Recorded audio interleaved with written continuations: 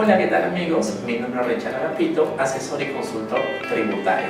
Por encargo de Gabe Consultores estamos viendo el tema de tributación no domiciliados. Gabe Consultores, asesoría para el desarrollo de tu empresa. En esta tercera parte vamos a ver algunas operaciones más frecuentes, más recurrentes y ver cuál es el criterio que se ha establecido en la ley del impuesto a la renta para decir que se considera renta de fuente peruana.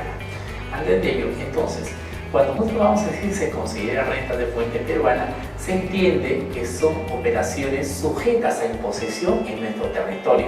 Son operaciones por las cuales se debe pagar el impuesto a la renta en nuestro país. Y por ejemplo, tenemos el caso, las operaciones más recurrentes, por ejemplo el caso de los servicios digitales, servicios que por lo general se prestan de manera en línea, utilizando la web, utilizando otro tipo de plataformas. Entonces, para este caso de servicios digitales, ¿cuál ha sido el criterio establecido por la ley del impuesto a la renta para decir que se trata de una renta de fuente peruana? Pues bien, acá el criterio que está primando es la utilización económica, uso o consumo de los servicios en el país. Es decir, un servicio que se puede prestar a través de la web, por ejemplo, en la publicidad en línea o el tema de servicio de mantenimiento por internet prestado desde el exterior por un sujeto no domiciliado. La ley del impuesto a la renta ha establecido que cuando se hace uso, el consumo o se utiliza económicamente acá en nuestro país ese determinado servicio, se considera renta de fuente peruana. Es decir, el criterio para decir que es renta de fuente peruana es que se utilice económicamente en el país, independientemente donde se presta. Cabe resaltar que el prestador del servicio tiene que ser un sujeto no domiciliado y, digamos, el adquiriente del servicio un sujeto domiciliado. La relación siempre no domiciliado. Otra operación más recurrente tenemos el tema de servicio de asistencia técnica, el cual también, ¿cuál ha sido el criterio de imposición para poder decir que es una renta de fuente peruana? Es su utilización económica. Es un criterio similar al tema de servicios digitales, en la cual nos señala que si un servicio de asistencia técnica puede prestarse incluso desde el exterior o puede prestarse acá en el país, basta que la utilización económica se dé en nuestro país, se considera renta de fuente peruana. Otro caso tenemos de regalías. Muchas veces las empresas peruanas pagan ciertas regalías a empresas del exterior por ejemplo, por utilizar la marca, por utilizar patentes o por cualquier otra operación que califique como regalías. La definición de regalías la encontramos en el artículo 27 de la ley del impuesto a la renta, donde podemos escribir a qué se considera regalías para estos efectos. ¿Y cuál ha sido el criterio de imposición que estableció la ley del impuesto a la renta? Bien, acá encontramos dos criterios. El primero, la utilización económica de los bienes o derechos se dé en el país. Si yo estoy, digamos, pagando una regalía por utilizar la marca de una empresa, por ejemplo, el exterior, algún protocolo, etc., basta que se tenga derecho a utilizar esa marca en el país, ya se considera renta de fuente peruana. Ese es el primer criterio. Y también, ¿cuál es el segundo criterio? Que el pagador, quien paga esa regalía, se considere sujeto domiciliado. Es decir, el que paga la regalía sea una empresa peruana a una empresa del exterior. Son los dos criterios que se han establecido en la ley del impuesto a la renta para efectos de las regalías que se considera como renta de fuente peruana. ¿Qué más también tenemos acá? Operaciones más frecuentes, el tema de los financiamientos, los intereses. Muchas empresas pueden recurrir tal vez a bancos locales o a empresas también locales. Sin embargo, muchas veces encontramos que los financiamientos en el exterior, ya sea por entidades financieras o por empresas del exterior, el financiamiento es una buena alternativa para poder concretar sus operaciones. Entonces, acá, cuando tenemos operaciones de financiamiento, se ha establecido acá el criterio para que se considere renta de fuente peruana dos. Primero, que el capital, el dinero, tiene que ser colocado o utilizado económicamente en el país. Si bien es cierto, es un requisito que el dinero ingrese a nuestro territorio, se acredita el ingreso al dinero. Entonces ahí estamos diciendo que, por ejemplo, el capital es colocado en nuestro país o utilizado económicamente en nuestro país. ¿Y cuál es el segundo criterio? Que el pagador de la renta, el pagador que sea un peruano, tiene que ser domiciliado para que le haga la retribución correspondiente al sujeto no domiciliado. Es decir, quien paga la retribución es el domiciliado al no domiciliado. Entonces aquí tenemos los dos criterios de imposición para efecto de las operaciones de financiamiento.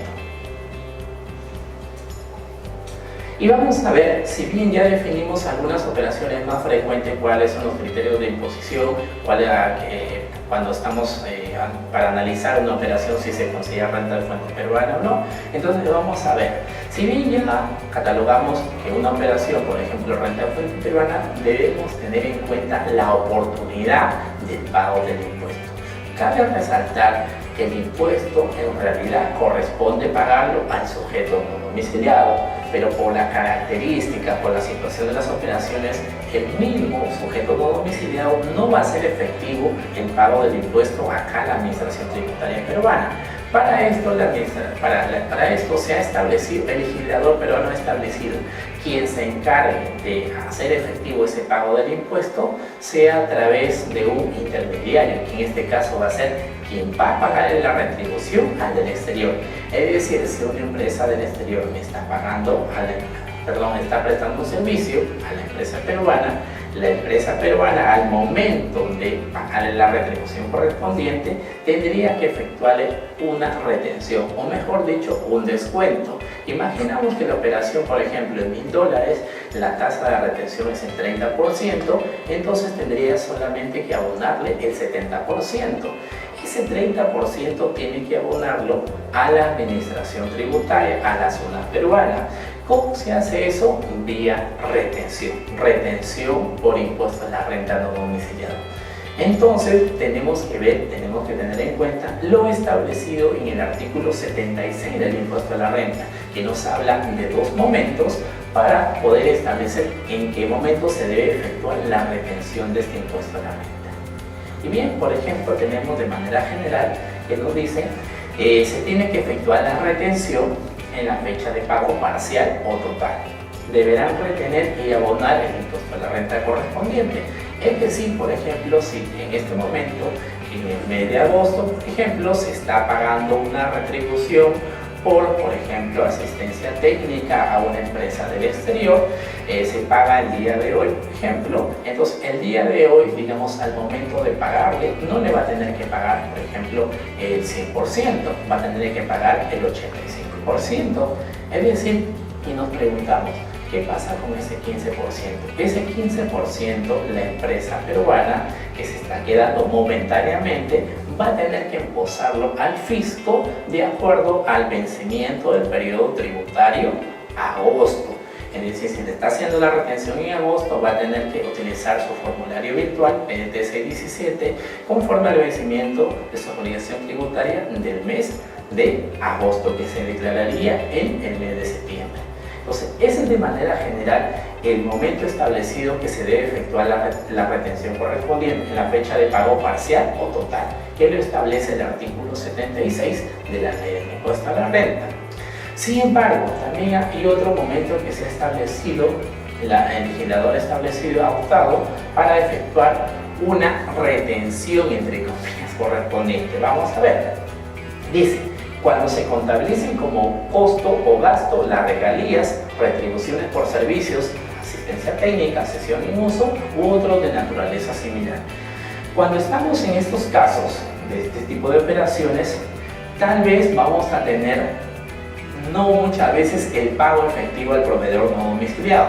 Es decir, por ejemplo, si en el mes de agosto se pacta que la retribución al no domiciliado va a ser, por ejemplo, en el mes de noviembre, sin embargo, hasta ese análisis diríamos que no hay, digamos, obligación de retención, de efectuar la retención correspondiente.